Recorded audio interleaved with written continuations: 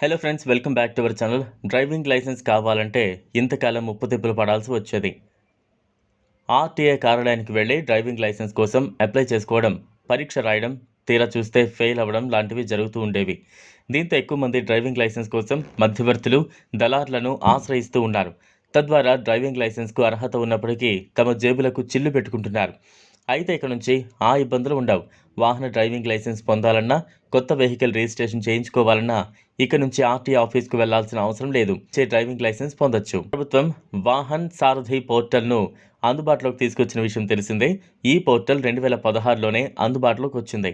ఈ పోర్టల్తో దేశంలోని అన్ని రాష్ట్రాలు, కేంద్రపాలిత ప్రాంతాలు అనుసంధానమై ఆన్లైన్ విధానంలోనే సేవలు అందిస్తున్నాయి.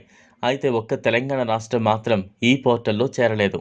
కాంగ్రెస్ ప్రభుత్వం అధికారంలోకి వచ్చిన తర్వాత కేంద్రం పోర్టల్లో చేరేందుకు ముందుకొచ్చింది. దీంతో ఇప్పుడు మన రాష్ట్రంలోనూ ఆన్లైన్లో రవాణా శాఖకు సంబంధించిన అన్ని పనులను ఇంటి నుంచే చేసుకోవచ్చని ఆర్టీఏ అధికారులు చెబుతున్నారు. కేంద్రం అమలు చేస్తున్న 2 రకాల పోర్టల్లో వాహన్ మొదటిది కాగా, సారథి రెండోది.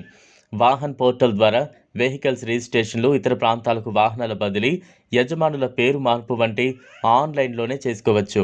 చేస్తే రిజిస్ట్రేషన్ కోసం ఆర్టీఏ కార్యాలయానికి వెళ్లకుండా సంబంధిత షోరూంలోనే రిజిస్ట్రేషన్ ప్రక్రియను పూర్తి చేసుకోవచ్చు. కేంద్రం అమలు చేస్తున్న సారథి పోర్టల్ ద్వారా డ్రైవింగ్ లైసెన్సులు ఆన్లైన్లోనే పొందొచ్చు, రెన్యువల్ కూడా చేయొచ్చు. కాంగ్రెస్ ప్రభుత్వం అధికారంలోకి వచ్చిన తర్వాత కేంద్ర ప్రభుత్వం అమల్లోకి తీసుకొచ్చిన వాహన్ సారథి పోర్టల్లో తెలంగాణ రాష్ట్రం అనుసంధానమైంది. మార్చి మొదటి వారం నుంచి ఆన్లైన్లో ఈ సేవలు రాష్ట్ర ప్రజలకు అందుబాటులోకి రానున్నాయి.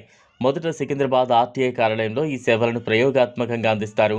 ఆ తర్వాత దశల వారీగా అన్ని జిల్లాల్లోని ఆర్టీఏ కార్యాలయాల్లో విస్తరించేందుకు రవాణా శాఖ అధికారులు కసరత్తు చేస్తున్నారు.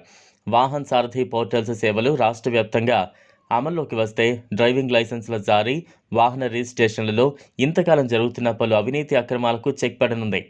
ఇదిలా ఉంటే light motor vehicle LMV driving licence ఉన్న వ్యక్తి 7,500 కిలోల బరువున్న రవాణా వాహనాన్ని నడపడానికి అర్హుడేనని సుప్రీంకోర్టు తీర్పునిచ్చింది. ఈ నిర్ణయంతో వాణిజ్య వాహన డ్రైవర్లకు ఊరట లభించినట్లయింది. సుప్రీంకోర్టు ప్రధాన న్యాయమూర్తి జస్టిస్ డివై చంద్రచూడ్ నేతృత్వంలోని 5 న్యాయమూర్తుల రాజ్యాంగ ధర్మాసనం ఈ మేరకు తీర్పు వెలువరించింది.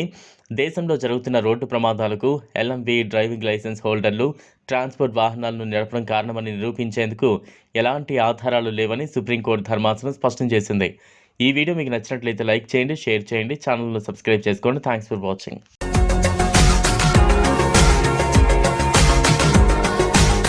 మరిన్ని అప్డేట్స్ కోసం మా ఛానల్ని సబ్స్క్రైబ్ చేయండి.